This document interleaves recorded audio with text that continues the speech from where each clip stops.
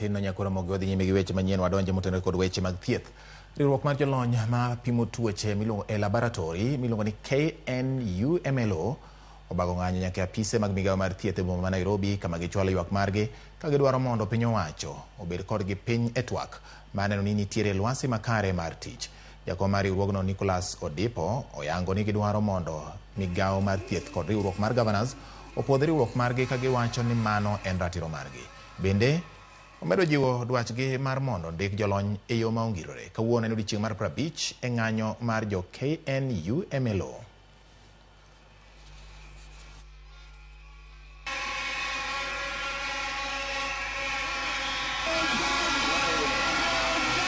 Ne wadwani mondo jatend migao mar thieth Susan Nakumicha mondo osign kodwa gimi waluongo ni recognition agreement.